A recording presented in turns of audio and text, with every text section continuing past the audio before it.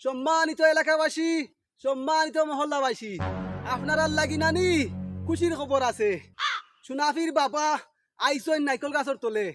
আপনারা জেরার জেরার পেটও সমস্যা, ফাওয়া সমস্যা, আপনারা অকল সুনাফির বাবার কাছে আইবা। এগিয়ে বে চিল্লা চিল্লি করে কোনটা বুঝতাম পারলাম না। ভাই আমি বক্তব্য দিছি। তুই খাইবু তোর বাড়ি হই?